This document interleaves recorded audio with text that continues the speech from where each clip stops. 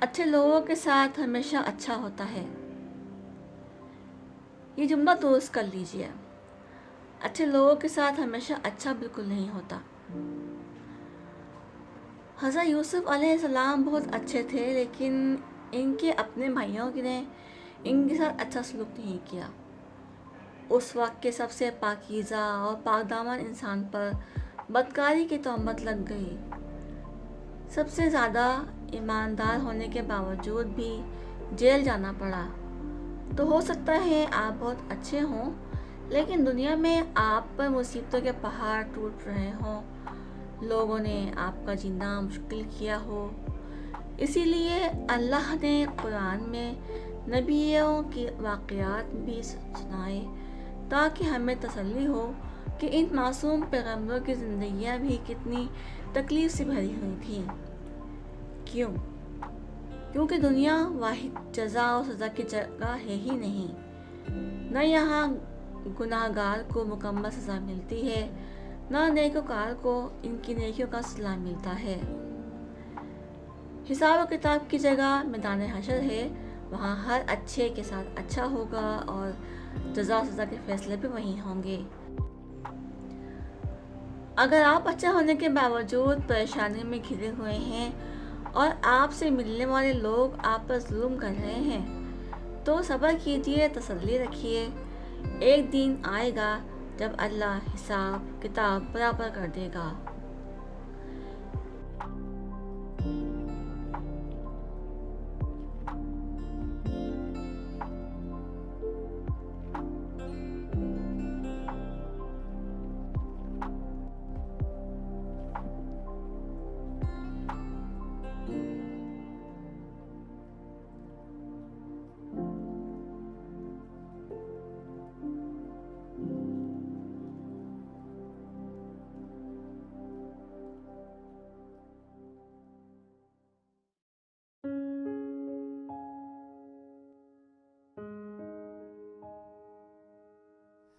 سامان سے لدا ہوا ایک بحری جہاز محور سفر تھا کہ تیز ہواؤں کی وجہ سے وہ الٹنے لگا۔ قریب تھا کہ جہاز ڈوب جاتا۔ اس میں موجود تاجروں نے کہا کہ بوجھ ہلکا کرنے کے لیے کچھ سامان سمندر برباد کرتے ہیں۔ تاجروں نے مشورہ کر کے طے کیا کہ سب سے زیادہ سامان جس کا ہو وہی پھینک دیں گے۔ جہاز کا زیادہ تر لوڈ ایک ہی تاجر کا تھا۔ اس نے اعتراض کیا کہ صرف میرا ہی سامان کیوں؟ سب کے مال میں سے تھوڑا تھوڑا پھینک دو۔ انہوں نے زبردستی اس نئے تاجر کو سامان سمیت سمندر میں پھینک دیا۔ قدرت کی شان دیکھیے کہ سمندر کی موجیں اس کے ساتھ کھیلنے لگیں اور اسے اپنی ہلاکت کا یقین ہو گیا۔ جب ہوش آیا تو کیا دیکھتا ہے کہ لہروں نے اسے ساحل پر پھینک دیا ہے۔ یہ ایک غیر آباد جزیرہ تھا۔ جان بچنے پر اس نے رب کا شکر ادا کیا اور اپنی سانسیں بحال کی۔ وہاں بڑی لکڑیوں کو جمع کر کے سر چھپانے کے لیے ایک جھوپڑی بنائی۔ اگلے روز اسے کچھ خرگوش بھی نظر آئے۔ ان کا شکار کر کے گزر بسر کرتا رہا۔ ایک دن ایسا ہوا کہ وہ کھانا پکا رہا تھا کہ اس کی جھوپڑی کو آگ لگ گئی۔ اس نے بہت کوشش کی مگر آگ پر قابو نہ پا سکا۔ اس نے زور زور سے پکارنا شروع کیا، تو نے مجھے سمندر میں پھینک دیا، میرا سارا سامان غرق ہو گیا، اب یہی جھوپڑی تھی، میری کل کائنات، اسی بھی جلا کر راکھ کر دیا، اب میں کیا کروں؟ یہ شکوہ کر کے وہ خالی پیٹ سو گیا۔ صبح جاگا تو عجیب منظر تھا۔ دیکھا کہ ایک کشتی ساحل پر لگی ہے اور ملاح اسے لینے آئے ہیں۔ اس نے ملاحوں سے پوچھا، تمہیں میرے بارے میں کیسے معلوم ہوا؟ انہوں نے جو جواب دیا اس سے تاجر حیران رہ گئے۔ ملاحوں نے کہا کہ ہمیں پتا تھا کہ یہ جزیرہ غیر آباد ہے، لیکن دور سے دھواں اٹھتا ہوا نظر آیا تو سمجھے شاید کوئی یہاں پھنسا ہوا ہے جسے بچانا چاہیے، اس لیے ہم تمہارے پاس آئے۔ پھر تاجر نے اپنا پورا قصہ سنایا تو ملاحوں نے یہ کہہ کر اس اسے مزید حیران کر دیا کہ جس جہاز سے تمہیں سمندر میں پھینکا گیا وہ آگے جا کے غرق ہو گیا۔ یہ سن کر تاجر سجدے میں گر گیا، رب کا شکر ادا کرنے لگا اور کہا کہ پاک ہے وہ ذات جس نے مجھے بچانے کے لیے تاجر کے ہاتھوں سمندر میں پھینکوایا۔ اپنے بندوں کے بارے میں وہی زیادہ جاننے والا ہے۔ دوستوں، حالات جتنے بھی سخت ہو جائیں، اللہ کی رحمت سے مایوس نہ ہوں۔ ہر حال میں اپنے رب پر بھروسہ رکھیے، کیونکہ وہ بہتر جانتا ہے۔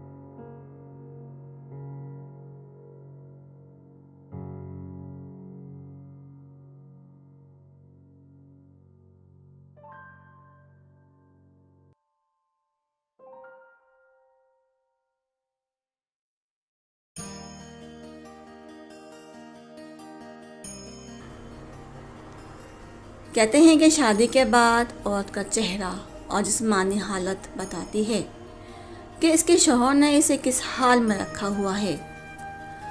وہ عورتیں کبھی بوڑھی نہیں ہوتی جن کے شوہر ان پر جان چھڑکتے ہیں۔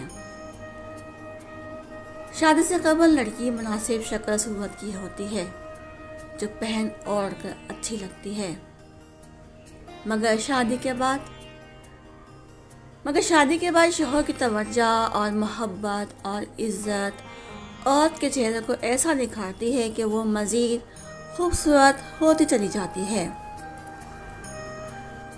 شادی کے 10-20 سال بیت جانے کے بعد بھی عورت خوبصورت اور کم عمر لگ سکتی ہے کہ دیکھنے والے دنگ رہ جائیں اور زوجین کی قسمت پر رشک کرتے نہ تھکیں۔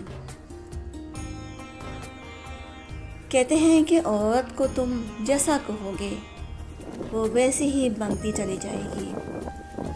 اسے بدصورت اور بھوڑ کہو گے تو وہی بنتی جائے گی، اور اگر اسے خوبصورت اور سلیقہ مند کہو گے تو وہ خود بخود ویسی ہی بنتی چلی جائے گی۔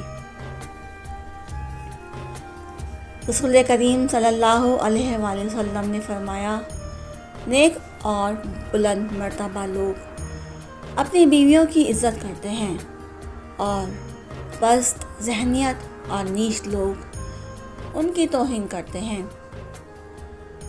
رسول کریم صلی اللہ علیہ وآلہ وسلم نے فرمایا، تم میں سے سب سے بہتر شخص وہ ہے جو اپنی عورت کے ساتھ سب سے بہتر سلوک کرے۔ اس کے علاوہ ایک اللہ والا نے لکھا ہے کہ عورت اگر پرندے کی صورت میں خلق ہوتی تو ضرور مور ہوتی، اگر چوپائے کی صورت میں خلق کی جاتی تو ضرور ہرن ہوتی، اگر کیڑے مکوڑے کی صورت خلق کی جاتی تو ضرور تتلی ہوتی۔ لیکن وہ انسان خلق ہوئی تاکہ ماں، بہن اور عشق بیوی بنے۔ عورت اتنی عظیم ہے، اشرف المخلوق ہے، اس حد تک نازک مزاج ہے کہ ایک پھول اسے راضی اور خوش کر دیتا ہے اور ایک لفظ اسے مار دیتا ہے۔ تو بس اے مردوں، خیال رکھو، عورت تمہارے دل کے نزدیک بنائی گئی ہے تاکہ تم اپنے دل میں اس کو جگہ دو۔ تعجب آور ہے کہ عورت اپنے بچپن میں اپنے باپ کے لیے برکت کے دروازے کھولتی ہے، اپنی جوانی میں اپنے شوہر کا ایمان کامل کرتی ہے، اور جب ماں بنتی ہے تو جنت اس کے قدموں تلے ہوتی ہے۔ عورت جس روپ میں بھی آپ کی زندگی میں شامل ہے، اس کی قدر کرو۔ رب تعالیٰ عمل کی توفیق عطا فرمائے، آمین۔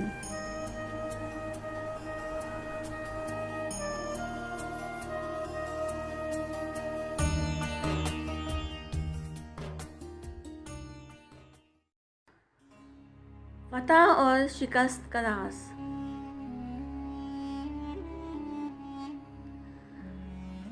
حضرت ابوبکر صدیق رضی اللہ عنہ کے بعد حضرت عمر فاروق رضی اللہ عنہ مسلمانوں کے خلیفہ بنے تو اسلامی خلافت کی اپنے ہمسایہ طاقتور دشمنوں روم اور ایران سے جنگ چھڑی ہوئی تھی۔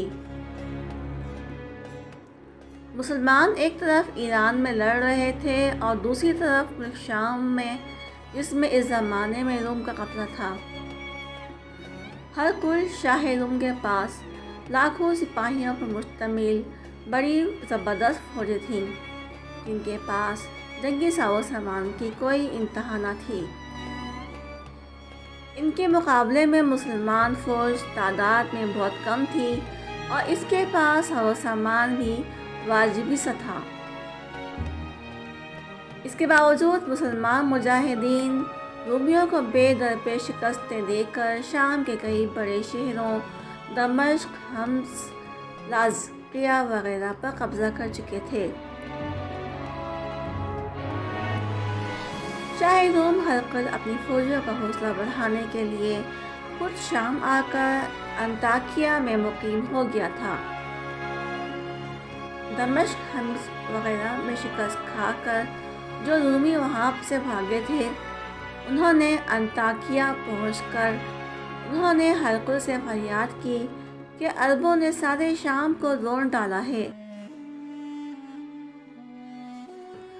ہم نے ان کو روکنے کے لیے کوئی کسر اٹھا نہیں رکھی، لیکن وہ سیلاب کی طرح آگے ہی آگے بڑھ رہے ہیں، ان کو روکنے کی آپ ہی کوئی تدبیر کریں۔ اس فریاد پر ہرقل نے ان میں سے چند ہوشیار اور معزز آدمیوں کو دربار میں طلب کیا اور ان سے پوچھا کہ تم وہی ہو جنہوں نے ایرانیوں اور ترکوں کو ناکو چنے دبوائے؟ اب ایک خانہ بدوش قوم کی گنتی کے سپاہیوں کے سامنے ہتھیار ڈالنے پر مجبور ہو گئے، حالانکہ وہ تعداد، ہتھیاروں اور ساز و سامان میں بھی تم سے کہیں کم ہیں۔ آخر اس کی کیا وجہ ہے؟ اس پر سب نے شرم سے سر جھکا لیے، کسی نے کوئی جواب نہ دیا۔ پھر ایک تجربہ کار بوڑھا آدمی اٹھا اور آگے بڑھ کر یوں تقریر کی: بادشاہ سلامت، اس کی وجہ یہ ہے کہ عربوں کے اخلاق ہمارے اخلاق سے اچھے ہیں، اور رات کو عبادت کرتے ہیں، دن کو روزہ رکھتے ہیں، کسی پر ظلم نہیں کرتے، آپس میں برابری کے ساتھ رہتے ہیں، وہ اپنے اللہ کی اطاعت اور اپنے دین کی سختی سے پابندی کرتے ہیں۔ ان کے لشکر کے ہر آدمی کو زندگی سے زیادہ موت پیاری ہے، لڑتے ہیں تو اپنے اللہ سے مدد مانگتے ہیں، لڑائی میں مارے جانے کو اپنی کامیابی سمجھتے ہیں، اسی لیے سر ہتھیلی پر رکھ کر لڑتے ہیں، جنگ کے میدان سے بھاگنے یا ہتھیار ڈالنے کا کبھی سوچ بھی نہیں سکتے۔ ان کے مقابلے میں ہمارا یہ حال ہے کہ شراب پیتے ہیں، دھوم دھڑلے سے ہر کام کرتے ہیں، اس کا نتیجہ یہ ہے کہ ہمارا ہر کام ہمت اور استقلال سے خالی ہوتا ہے، اور عربوں کے ہر کام میں جوش و استقلال پایا جاتا ہے۔ یہ تقریر سن کر ہرقل نے سر جھکا لیا۔ بوڑھے رومی نے جو کچھ کہا تھا وہ اس کو جھٹلا نہیں سکتا تھا، اس لیے خاموش ہو گیا، لیکن دل میں اس کو یقین ہو گیا تھا کہ جس قوم سے رومیوں کو پالا پڑا ہے وہ اس سے کبھی جیت نہیں سکتے۔ یہ واقعہ ایک اور طریقے سے بھی بیان کیا جاتا ہے کہ وہ اس طرح کے اجنادین کی لڑائی میں رومیوں کی زبردست فوج کو شکست ہوئی۔ کچھ عرصے بعد اس کے سپہ سالار نے، جو کہ شاہ روم کا بھائی تھا، ایک عیسائی عرب کو مسلمانوں کے لشکر میں یہ معلوم کرنے کے لیے بھیجا کہ ہر لڑائی میں مسلمانوں کی فتح کا کیا راز ہے۔ وہ شخص مسلمانوں کے لشکر میں آ کر گھل مل گیا، کئی دن تک ان کے ساتھ رہ کر دیکھتا رہا مسلمان دن رات کیسے گزارتے ہیں۔ اس نے دیکھا کہ مسلمان 5 وقت پابندی سے نماز پڑھتے ہیں، رات کو دیر تک عبادت کرتے رہتے ہیں۔ ہر شخص اپنے امیر کا دل و جان سے فرمانبردار ہے۔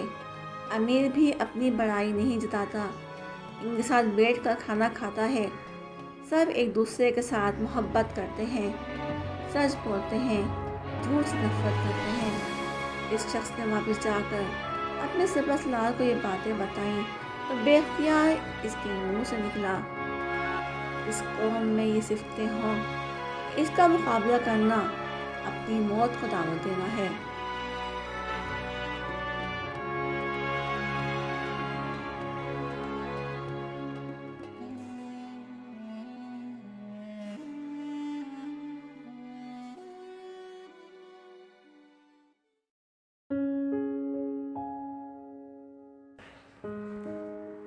بالکل گول انڈا جو ہزاروں ڈالر میں فروخت ہو سکتا ہے۔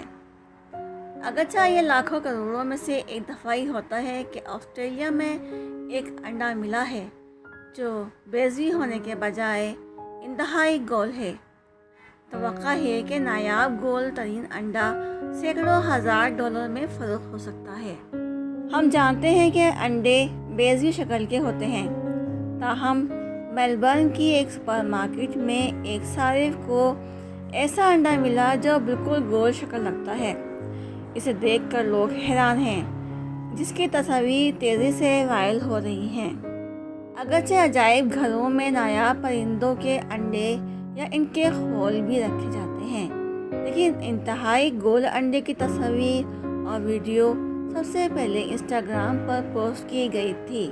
اس کی ویڈیو آسٹریلوی فٹ بال کی اینکر جیکی فیلگیٹ کو بھیجی گئی تھی، جو میلبرن کی ایک سپر مارکیٹ سے خریدا گیا ہے۔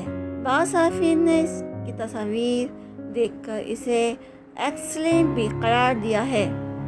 ماہرین کے مطابق کروڑوں انڈوں میں سے کوئی ایک انڈا ہی اتنا گول ہو سکتا ہے۔ کچھ برس قبل ایک اتنا ہی گول انڈا $1400 میں فروخت ہوا تھا۔ توقع ہے کہ جلد یا بدیر لوگ اس کی قیمت لگائیں گے جو ہزاروں ڈالر میں ہو سکتی ہے۔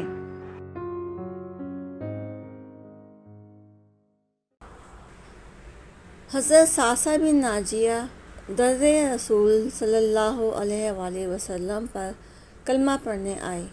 مسلمان ہونے کے بعد نبی کریم صلی اللہ علیہ وسلم کی بارگاہ میں عرض کرنے لگے، یا رسول اللہ صلی اللہ علیہ وآلہ وسلم، ایک بات پوچھنی ہے۔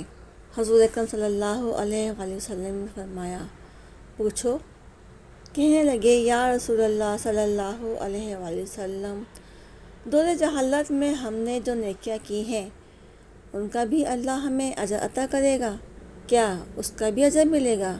تو نبی کریم صلی اللہ علیہ وآلہ وسلم نے فرمایا، تو بتا تو نے کیا نیکی کی؟ تو کہنے لگے، یا رسول اللہ صلی اللہ علیہ وآلہ وسلم، میرے 2 اونٹ گم ہو گئے۔ میں اپنے تیسرے اونٹ پر بیٹھ کر اپنے 2 اونٹوں کو ڈھونڈنے نکلا۔ میں اپنے اونٹوں کو ڈھونڈتے ڈھونڈتے جنگل کے اس پار نکل گیا جہاں پرانی آبادی تھی۔ وہاں میں نے اپنے 2 اونٹوں کو پا لیا۔ ایک بوڑھا آدمی جانوروں کی نگرانی پر بیٹھا تھا۔ اس کو جا کر میں نے بتایا کہ یہ 2 اونٹ میرے ہیں۔ وہ کہنے لگا، یہ تو چرتے چرتے یہاں آئے تھے، تمہارے ہیں تو لے جاؤ۔ انہی باتوں میں اس نے پانی بھی منگوا لیا، چند کھجوریں بھی آ گئیں۔ میں پانی پی رہا تھا، کھجوریں بھی کھا رہا تھا۔ ایک بچے کی رونے کی آواز آئی تو بوڑھا پوچھنے لگا، بتاؤ بیٹی آئی کہ بیٹا؟ میں نے پوچھا۔ بیٹی ہوئی تو کیا کرو گے؟ کہنے لگا اگر بیٹا ہوا تو قبیلے کی شان بڑھائے گا، اگر بیٹی ہوئی تو ابھی یہاں اسے زندہ دفن کرا دوں گا، اس لیے کہ میں اپنی گردن اپنے داماد کے سامنے جھکا نہیں سکتا۔ میں بیٹی کی پیدائش پر آنے والی مصیبت برداشت نہیں کر سکتا، میں ابھی دفن کرا دوں گا۔ حضرت سعد بن ناجیہ فرمانے لگے، یا رسول اللہ صلی اللہ علیہ وآلہ وسلم، یہ بات سن کر میرا دل نرم ہو گیا۔ میں نے اسے کہا، پھر پتہ کرو بیٹی ہے کہ بیٹا ہے۔ میں نے معلوم کیا تو پتہ چلا کہ بیٹی آئی ہے۔ میں نے کہا، کیا واقعی تو دفن کرے گا؟ کہنے لگا، ہاں۔ میں نے کہا، دفن نہ کر، مجھے دے دے، میں لے جاتا ہوں۔ یا رسول اللہ صلی اللہ علیہ وسلم، وہ مجھے کہنے لگا، اگر میں بچی کو تم کو دے دوں تو تم کیا دو گے؟ میں نے کہا، میرے 2 اونٹ لے لو، بچی دے دو۔ کہنے لگا، نہیں، 2 نہیں، کہ جس اونٹ پہ تو بیٹھ کے آیا ہے یہ بھی لے لیں گے۔ حضرت سعد بن ناجیہ عرض کرنے لگے، ایک آدمی میرے ساتھ گھر بھیجو، یہ مجھے گھر چھوڑ آئے، میں یہ اونٹ اسے واپس دے دیتا ہوں۔ یا رسول اللہ صلی اللہ علیہ وسلم، میں نے 3 اونٹ دے کر ایک بچی لے لی۔ اس بچی کو لا کر میں نے اپنی کنیز کو دیا، نوکرانی اسے دودھ پلاتی۔ یا رسول اللہ صلی اللہ علیہ وآلہ وسلم، وہ بچی میرے داڑھی کے بالوں سے کھیلتی، وہ میرے سینے سے لگتی۔ حضور اکرم صلی اللہ علیہ وسلم، پھر مجھے نیکی کا چسکا لگ گیا۔ پھر میں ڈھونڈنے لگا کہ کون کون سا قبیلہ بچوں کو دفن کرتا ہے۔ بچیاں دفن کرتا ہے۔ یا رسول اللہ صلی اللہ علیہ وسلم، میں نے 360 بچیوں کی جان بچائی ہے، میری حویلی میں 360 بچیاں پلتی ہیں۔ حضور اکرم صلی اللہ علیہ وسلم، مجھے بتائیں، میرا مالک مجھے اس کا اجر دے گا؟ کہتے ہیں کہ رسول اللہ صلی اللہ علیہ وسلم کا رنگ بدل گیا، داڑھی مبارک بھی آنسو سے تر ہو گئی، لگے مجھے سینے سے لگایا، میرا ماتھا چوم کر فرمانے لگے، یہ تو تجھے اجر ہی تو ملا ہے، رب نے تجھے دولت ایمان عطا کر دی ہے۔ نبی کریم صلی اللہ علیہ وسلم فرمانے لگے، یہ تیرا دنیا کا اجر ہے، اور تیرے رسول صلی اللہ علیہ وسلم کا وعدہ ہے کہ قیامت کے دن رب کریم تمہیں خزانے کھول کر دے گا۔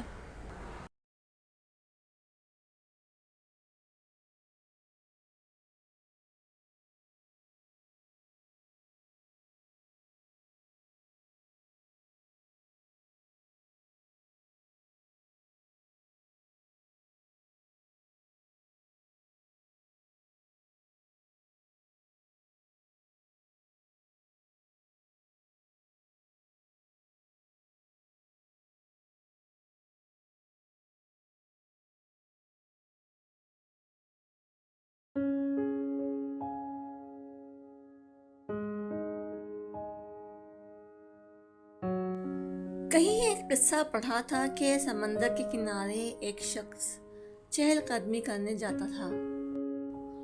اس شخص نے وہاں ایک شخص کو دیکھا کہ وہ شخص نیچے جھکتا اور کوئی چیز اٹھاتا اور سمندر میں پھینکتا جاتا۔ وہ ذرا قریب ہوا تو دیکھا کہ ہزاروں مچھلیاں کناروں پر تڑپ رہی ہیں۔ شاید تازہ موج نے انہیں سمندر سے نکال کر ساحل پر لا پٹکا تھا، اور وہ شخص ان مچھلیوں کو سمندر میں واپس پھینکنے کی کوشش کر رہا تھا۔ اس شخص کو اس کی بیوقوفی پر ہنسی آ رہی تھی۔ اس نے ہنستے ہوئے اس سے کہا، بھلا ان 1000 مچھلیوں میں سے کتنی بچا پاؤ گے؟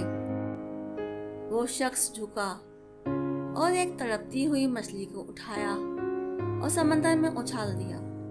پھر سکون سے دوسرے شخص سے بولا، اس مچھلی کو فرق پڑا، ہماری چھوٹی سی کاوش سے بھلے مجموعی حالات میں تبدیلی نہ آئے، لیکن کسی ایک کے لیے تو فائدہ مند ہو سکتی ہے۔ اپنی بساط کے مطابق اچھائی کرتے رہیں، اس فکر میں مبتلا نہ ہو کہ آپ کے اس عمل سے معاشرے میں کیا تبدیلی آئے گی۔ اللہ تعالی ہم سب کو آسانیاں عطا فرمائے اور آسانیاں تقسیم کرنے کا شرف بخشے۔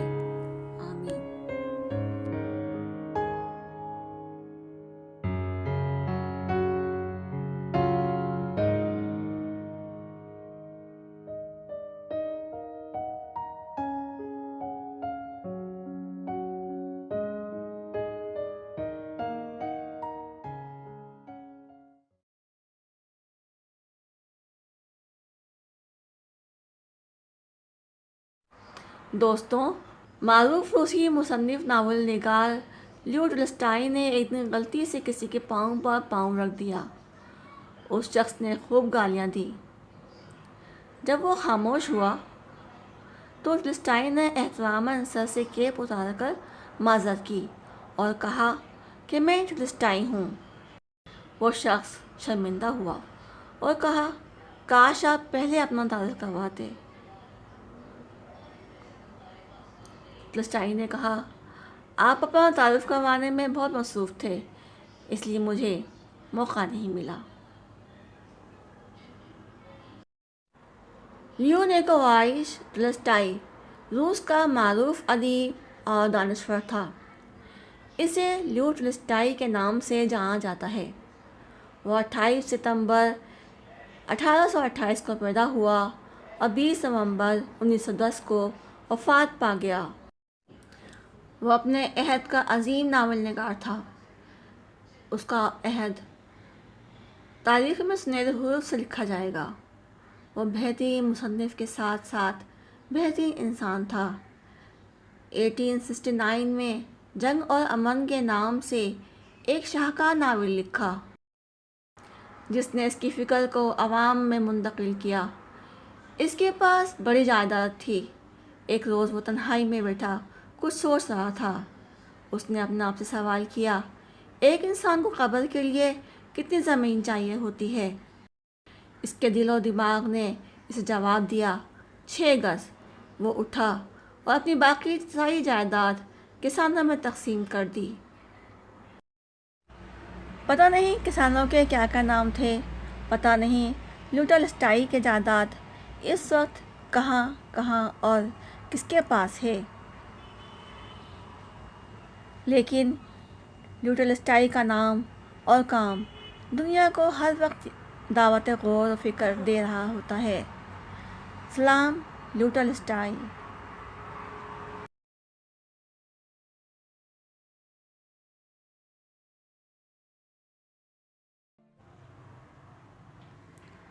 ماں کی فریاد۔ میں نے ایک ہفتے پہلے اپنی 2 بچیوں کو ان کے شوق کی بنا پر ایک ٹیچر جن کا نام عذرا اور مشہور مہر نام سے ہیں کے پاس کوچنگ پڑھنے بٹھایا۔ بچیوں کی عمر 8 سال اور 6 سال ہے۔ دوسرے دن ہی پتہ لگا کہ ٹیچر بچوں کو بٹھا کر گھر میں موجود اپنے بیوٹی پارلر کا ٹائم دے رہی ہیں۔ میں نے کہا، چلو کوئی بات نہیں، میں بچوں کو گھر میں بھی دیکھتی ہوں اور ٹیچر بیچاری کو بھی اپنا گھر بار چلانا ہے، اسی وجہ سے میں نے کوئی ایکشن نہیں لیا۔ منگل کی شام ٹیچر نے میری بچیوں کی چھٹی بند کر دی۔ جب میں گئی تو کہنے لگی، یہ پڑھتی نہیں ہیں۔ بہرحال رات کے 9 بجنے والے تھے اور مجھے بچوں کو دوا بھی دلانا تھا۔ میں بچیوں کو لے کر گھر آ گئی۔ گھر آ کر دیکھا چھوٹی بچی کی آنکھوں کے اوپر خون جمع ہوا تھا۔ میں نے پوچھا، یہ کیا ہوا؟ بچوں نے بتایا کہ ٹیچر نے مارا ہے۔ بچی رات بھر شدید بخار میں رہی اور صبح دوا کھا کر اسکول گئی۔ اسکول سے کال آئی کہ بڑی بچی کی طبیعت خراب ہو گئی ہے۔ ان کے فادر انہیں گھر لے آئے، دوا دے کر سلا دیا۔ بہرحال دونوں بچیاں شدید ذہنی تکلیف میں تھیں۔ میں نے انہیں کچھ نہیں کہا۔ آج جب میں نے دونوں کو بٹھا کر پوچھا کہ آخر ایسا کیا ہوا تو بڑی بیٹی رونے لگی، مما ایک لفظ غلط ہوا ہے پیپر میں اور اسکول کی ٹیچر تو کچھ نہیں کہیں گی، کوچنگ والی ٹیچر جان سے مار دیں گی۔ مجھے اور کزن کا نام بھی لیا، انہیں بھی مارا تھا ٹیچر نے، اور ہاتھ میں پینسل کی نیب چبھا کر مارتی ہیں۔ آج جب میں گئی کہ ایک ہفتے کا جو حساب ہے وہ کلیئر کروں اور بچوں کو جو نفسیاتی اور جسمانی ٹارچر کر رہی ہیں اس کے لیے بات کروں، وہ سرے سے مکر گئی اور بدتمیزی کرنے لگی کہ غربت کے مارے لوگ बच्चे पढ़ाएंगे। माँ बाप तो चाहते हैं कि बच्चे पोजीशन लें। मैंने पहले ही कहा था कि इन बच्चों को पोजीशन की दौड़ में ना लगाएं। कहने लगी, जाहिद औरत, हर कोई नंबर के पीछे भागता है। मुझे भी गुस्सा आया। मैंने कहा, मैं नंबर के चक्कर में अपने बच्चों को नफसियाती नहीं बना सकती हूँ। सीधी सी बात है, तुमने जैसे टॉर्चर किया, अगर कोई तुम्हारे बच्चे को करे तो क्या तुम्हें कैसा लगेगा? वो तो धमकी पर उतर आई। इलाके में मेरे बड़े ताल्लुकात हैं, ये हैं वो हैं। फिर मैंने भी धमकी लगाई कि अगर मेरे बच्चों को कुछ हुआ तो मैं भी तुम्हें नहीं छोड़ूंगी। अब मेरा सवाल बस ये है कि क्या पोजीशन लेने के लिए बच्चों पर ज़हनी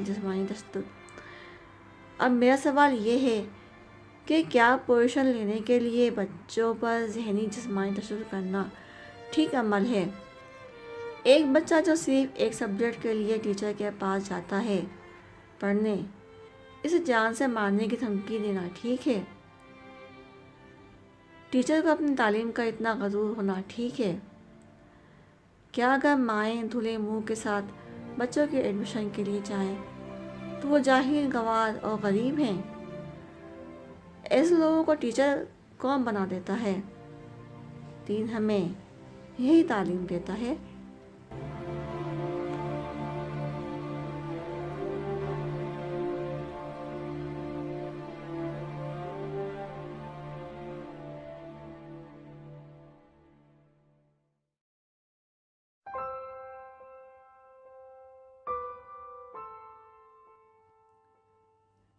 एहतराम करना तरबियत है, कमज़ोरी नहीं। माज़रत करना हुस्न इखलाक है, ज़िल्लत नहीं। गुनाह और गुमराही के नाखून बहुत तेज़ होते हैं। इनकी खरोंच जिस्म पे नहीं, रूह पर लगती है। ज़ख्मी रूह की पनाहगाह सिर्फ तौबा है। दीन इस्लाम के मुताबिक ज़िंदगी गुजारने वाले कामयाब हैं, बाकी सिर्फ धोखा है। कोई भी इंसान हर वक्त आपकी उम्मीदों पर पूरा नहीं उतर सकता, लिहाजा दरगुजर करना सीखें। दौलत ऐसी तितली है जिसे पकड़ते पकड़ते इंसान अपनों से बहुत दूर चला जाता है। आला सिर्फ लोग ही अपने खैर ख्वाह की कदर करते हैं। अगर कोई मसरूफियत में आपके लिए हाल और अहवाल के लिए वक्त निकाले तो इसके वक्त को फजूल न जाने।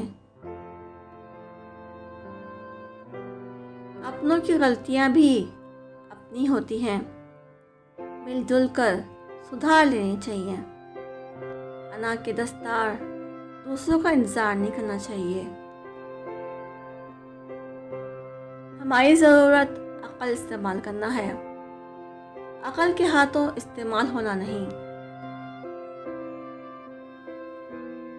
इंसान जब हासिल में बांटना शुरू कर देता है तो वजूद का मतलब समझने आना शुरू हो जाता है।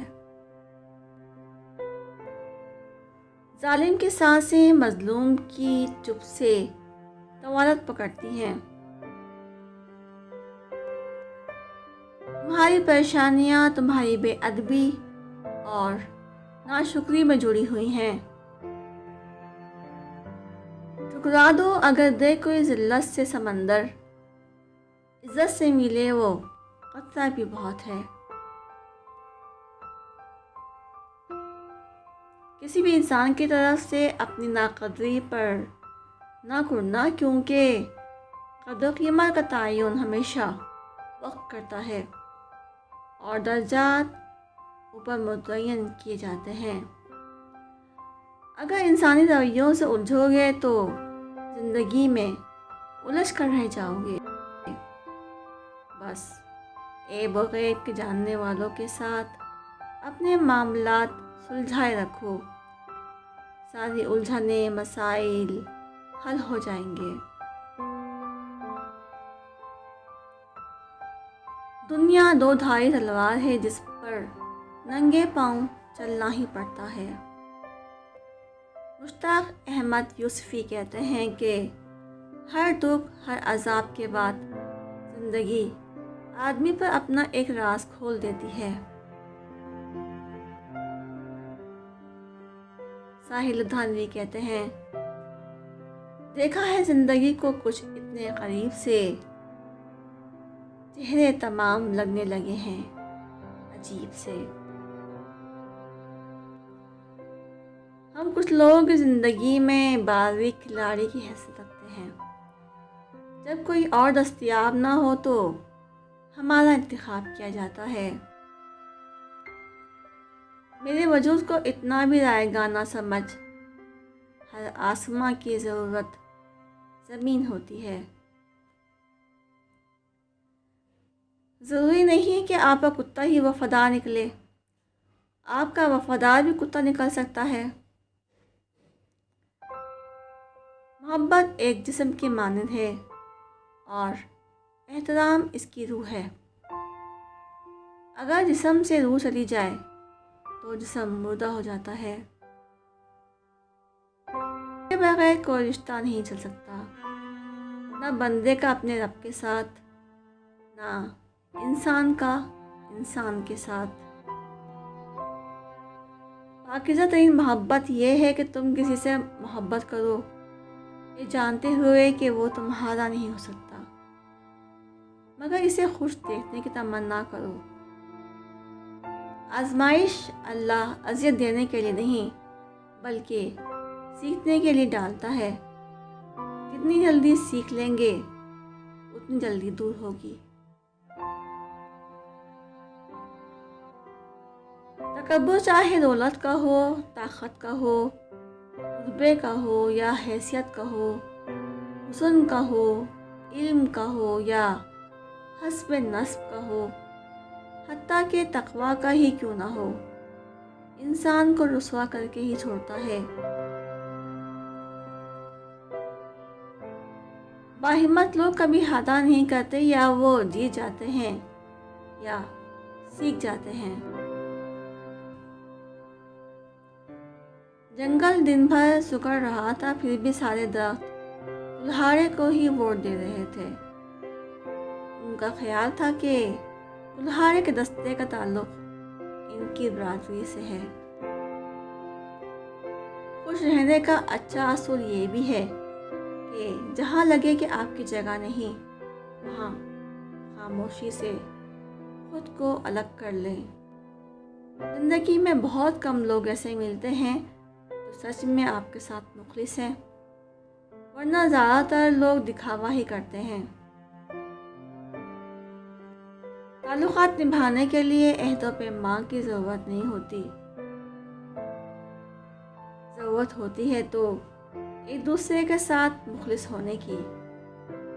وہ تعلق چاہے دوستی کا ہو، محبت کا ہو، یا خون کا ہو یا احساس کا۔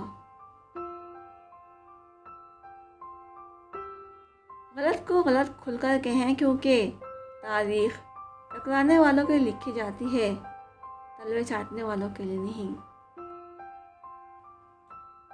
عشق کرب و بلا نہیں، مگر عشق سے بڑھ کر کوئی کرب نہیں۔ دلاسا دیتے ہوئے لوگ کیا سمجھ پاتے ہیں، ہم ایک شخص نہیں، کائنات ہارے تھے۔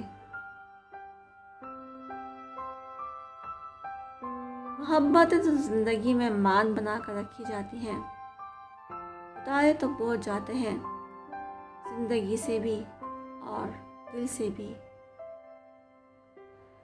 سانس ٹوٹنے سے انسان صرف ایک بار مرتا ہے، لیکن ساتھ ٹوٹنے پر انسان بار بار مرتا ہے۔ بعض دفعہ ہمیں پتہ ہوتا ہے کہ سامنے والا ہمیں دھوکہ دے رہا ہے، ہم پھر بھی خاموش رہتے ہیں، کیونکہ ہم جانتے ہیں کہ ہم اس کے دھوکے کے ساتھ تو جی سکتے ہیں، پر اس کے بنا نہیں۔ किसी भी इंसान से कोई ताल्लुक़ बनाएं तो ऐसा ताल्लुक़ बनाएं कि मौत के बाद भी वो ताल्लुक़ कायम रहे, क्योंकि अगर रिश्तों को ज़रूरतों के हिसाब से इस्तेमाल करेंगे, इससे आपकी वक्ती ज़रूरत तो पूरी हो जाएगी, लेकिन आप एक अच्छे इंसान को खो देंगे। ज़रूरी नहीं कि सब हमें समझ पाएँ, क्योंकि तराजू हमें वज़न बता सकता है, क्वालिटी नहीं।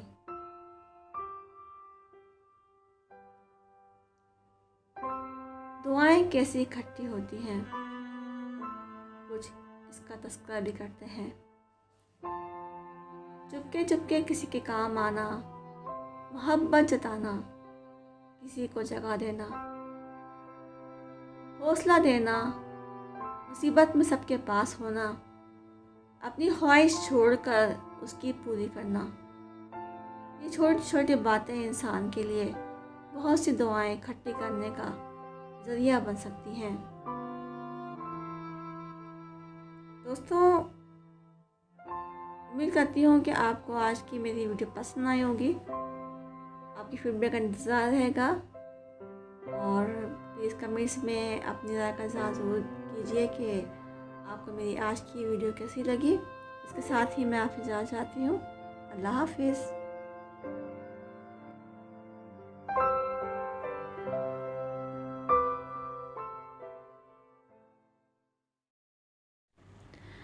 हेलो फ्रेंड्स, अस्सलाम वालेकुम and welcome to Kiran stories.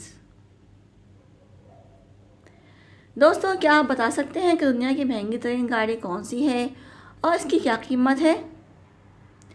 आपको ये जानकर हैरत होगी कि ये कोई नई गाड़ी नहीं, बल्कि 1955 की मर्सिडीज़ बेंज SLR कूप है, जिसने हाल ही में दुनिया की महंगी तरीन गाड़ी होने का एजाज़ अपने नाम किया। मर्सिडीज़ बेंज 1955, जिसके सिर्फ 2 वर्जन मौजूद हैं, जर्मनी कंपनी ने तस्दीक की है कि ये गाड़ी इसके कलेक्शन में मौजूद थी, जिसे एक ख़रीदार ने 13 करोड़ 50 लाख यूरो में ख़रीदा। इस रकम को अगर हम पाकिस्तानी रुपए में हिसाब लगाएं तो 28 अरब 92 करोड़ पाकिस्तानी रुपए से ज़ायद रकम बनेगी। इससे ये गाड़ी दुनिया में अब तक फ़रोख्त होने वाली सबसे महंगी तरीन गाड़ी बन गई है। शायद इसे ही ओल्ड इज़ गोल्ड कहते हैं, जिसकी कीमत वक्त के साथ साथ बढ़ती जाती है। इससे कबल दुनिया की महंगी तरीन गाड़ी का एजाज़ 2018 में फरारी 250 GTO ने 7 करोड़ डॉलर्स में फ़रोख्त होकर कायम किया था। ये गाड़ी सन 1963 में तैयार की गई थी। मर्सिडीज़ की 68 साल पुरानी गाड़ी को इस अहद के कंपनी के चीफ इंजीनियर रोडोल्फ हॉलनॉट के नाम से किया गया था और ये गाड़ी 186 मील के घंटे की रफ्तार से सफ़र कर सकती है। इस गाड़ी की कंपनी ने सिर्फ 2 मॉडल तैयार किए थे और दूसरा मॉडल अब भी म्यूज़ियम में मौजूद है। RM सुदाबी के मुताबिक ये car Mercedes Benz racing department के जाने से बनाए गए सिर्फ 2 प्रोटोटाइप्स में से एक है और इसका नाम इसके बनाने वाले चीफ इंजीनियर रोडोल्फ हॉलनॉट के नाम पर रखा गया है। माहिरीन के मुताबिक मर्सिडीज़ की 1950 की दिहाई की रेसिंग कार निहायत नायाब हैं और इनमें से ज़्यादातर कंपनी की ही मिल्कियत हैं, तो इनमें से जिसको भी मार्केट में फ़रोख्त के लिए पेश किया जाता है वो लोग बहुत ज़्यादा दिलचस्पी का इजहार करते हैं। रिकॉर्ड साज कीमत में फ़रोख्त होने वाली गाड़ी में 300 हॉर्स पावर का 8 सिलेंडर इंजन मौजूद है, मगर इसे तैयार करने के कुछ अरसे बाद ही मर्सिडीज़ ने मोटर स्पोर्ट का हिस्सा बनना छोड़ दिया था, तो इसे किसी मुकाबले में इस्तेमाल नहीं किया जा सका। कंपनी की जानिब से गाड़ी के मालिक की शनाख्त को राज में रखा गया है, ताहम प्राइवेट ख़रीदार ने इस बात पर इत्तेफाक किया है कि 300 SLR हॉलनहार्ट को अहम मौके पर अवामी नुमाइश के लिए दस्तयाब रहेगी, जबकि दूसरी original SLR Mercedes car company की मिल्कियत में है और स्टटगार्ट के मर्सिडीज बेंज म्यूजियम में नुमाइश के लिए मौजूद है।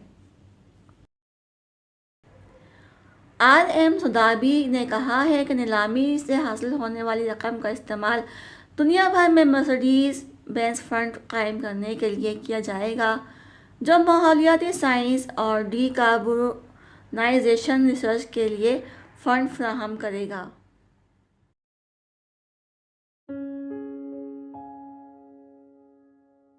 मुगल बादशाह शाहजहां के पास एक तुर्क गुलाम था। वो बादशाह को पानी पिलाने पर तैनात था। सारा दिन प्याला और शाही उठाकर तख्त के पास खड़ा रहता था। बादशाह इसकी तरफ देखता था तो वो फौरन प्याला भरकर पेश कर देता था। वो बरसों से ये ड्यूटी सर अंजाम दे रहा था और बड़ी हद तक बादशाह का रम्स शनास हो चुका था। लेकिन एक दिन उससे गलती हो गई। बादशाह का प्याला पेश किया। बादशाह घूंट भरने लगा तो शाही प्याले का एक किनारा झड़ा हुआ था और टूटे हुए प्याले में पानी पीना हिंदुस्तान के बादशाह की तौहीन थी। बादशाह ने प्याला नीचे दे मारा और गुलाम को 20 कोड़े लगाने की सजा सुना दी। बादशाह का हुक्म आखिरी हुक्म था। गुलाम को कोड़े भी लग गए और वो ड्यूटी से फारिग भी हो गया। वक्त बदला। औरंगजेब आलमगीर ने अपने वालिद को कैद में डाल दिया और वो तमाम गुलाम और मुलाजमीन बूढ़े बादशाह पर तैनात कर दिए जिन्हें कभी शाहजहां ने सजाएं दी थीं। वो पानी पिलाने वाला गुलाम भी इन मुलाजमों में शामिल था। बादशाह को कैद में प्यास महसूस हुई। पानी मांगा। गुलाम आया और प्याला बादशाह के हाथ में पकड़ा दिया। बादशाह ने प्याले को गौर से देखा। वो शिकस्ता था और किसी ने इसकी किरचियाँ, इसकी ठेकरियाँ जोड़कर इसे काबिल इस्तेमाल बनाया था। बादशाह ने हसरत से प्याला देखा और फिर गुलाम की तरफ देखकर पूछा, मेरे साथ ये सलूक क्यों? गुलाम ने मुस्कुराकर अर्ज किया, हजूर, ये वक्त का सलूक है। ये वही प्याला है जिसका एक कोना झड़ने पर आपने इसमें पानी पीने से इनकार कर दिया था और इसे जमीन पर मार कर तोड़ दिया था। मैंने इस टूटे हुए प्याले की किरचियां उठा ली थी।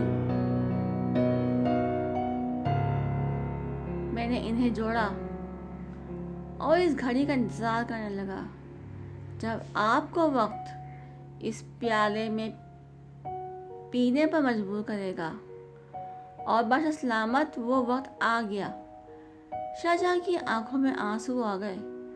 ये आंसू अगर ना भी आते तो भी बादशाह ने बाकी जिंदगी पानी इसी टूटे हुए प्याले में पीना था। क्यों? क्योंकि ये दुनिया एक वादी है और इस वादी में हर शख्स को अपनी अना, अपनी तकब्बुर और अपनी हिमाकतों की बाज़गश्त बहरहाल सुनना पड़ती है। दोस्तों, भलाई का बदला सिर्फ भलाई है। ऐसा हो ही नहीं सकता कि इंसान दूसरे इंसान के साथ भलाई के साथ पेश आए और दूसरे इंसान के दिल में इज्जत का, मोहब्बत का जज्बा पैदा ना हो। इंसान चाहे कितना ही बड़े मनसब पर फाइज हो, भलाई करना नहीं छोड़ना चाहिए। किसी मुलाजिम को हक़ीर जानना और छोटी छोटी बात पर झिड़क कर बात करने से, सज़ा देने से नफ़रत, बगावत के जज्बात उभरते हैं। जितना बड़ा मनसब होता है, जिम्मेदारियां भी उतनी ही ज़्यादा होती हैं। तारीख गवाह है कि बड़े बड़े मुस्लिम हाकिम रात की तारीकी में भेद बदल कर आवाम की खबरगिरी किया करते थे। ये देखा करते थे कि आवाम उनसे कितना खुश हैं, आवाम क्या सोचती है। عوام حاکم کی کتنی عزت کرتے ہیں، کتنے خوشحال ہیں، یہ صرف بھیس بدل کر ہی ممکن ہے۔ اگر شاہجہاں اپنے ملازمین کے ساتھ بہتر سلوک کرتا تو وہ تمام ملازمین جو بادشاہ کے مخالف تھے، دشمن تھے، وہ اس کے وفادار ساتھی بھی بن سکتے تھے، اور ممکن تھا کہ شہزادہ جہانگیر بادشاہ کو قید خانے میں ڈالنے میں ناکام رہتا۔